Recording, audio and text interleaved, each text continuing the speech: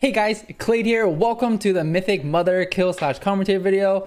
For this fight, we're actually just going to charge in and use all of our cooldowns. Now, some guilds might do this differently. I know the week before this, we actually tried phasing like 15 seconds into the fight. But for this pull, we are going to be phasing around 1 minute and 45 seconds. So as an Arms Warrior, what that means is that you do get to use, Warbreaker 4 times, and then you get to use your Blaze Storm twice, right? So then when you transition phase, you'll have all of your cooldowns up again. You're basically using your cooldowns, like the place that we transition is actually works out pretty well for my cooldowns. Like I'm just using it on cooldown and I'll perfectly have it up and you guys will see as we transition. I think most guilds, at least Mythic guilds now, if you have this on farm, you don't really need the third room. You can definitely go there if you want. But I think a lot of guilds now are just trying to burst the boss as fast as they can within the first and second room.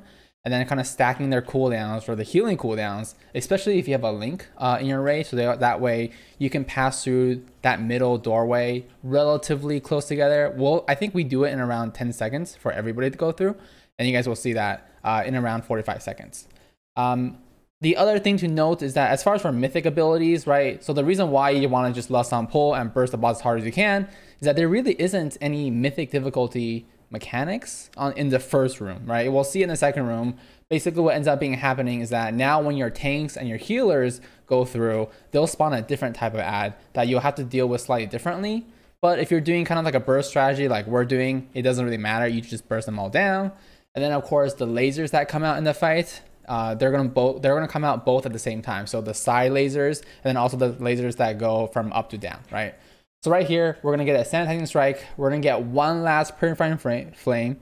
And then right after this flame ends, we're gonna pop all of our cooldowns. We're gonna go through, right? So you're gonna rallying cry, die by the sword. And then when you get over here, if your health is low, pop a health pot. And then you can just keep hitting the boss when he comes over here. And I also have defensive stance. So I did go defensive stance right there just for the transition phase.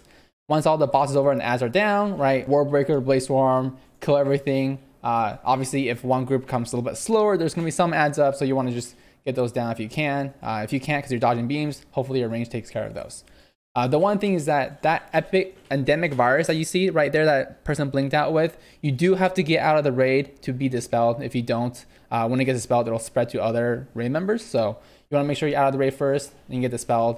And then with the way that we're doing it, right, super fast, 2.5 minutes in the fight, we're already in execute phase at 35%.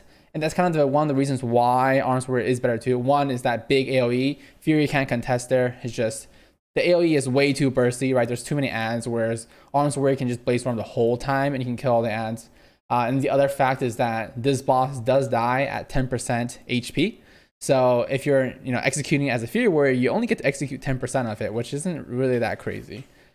So here we go, just essentially her HP says 23%, but it's really only 13% left, right? Because she ends the fight there. So you're just gonna keep executing and then make sure you dodge the flames. I think some of these parts where I'm walking out the dodge the flames, I could probably run out even further because I do have double time. So I can, use the charge to just get some bonus rage if I'm dodging stuff anyways, right? So sometimes you'll see like, I'll start with the wind a little bit in front of her and then I'll slowly get further back. And then if I get too far back or if the flame comes out, I'll just come back here and I'll charge the boss.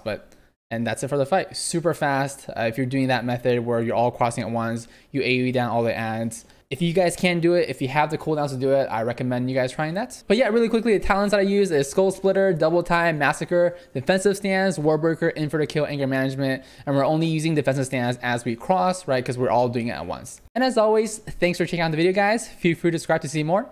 See ya.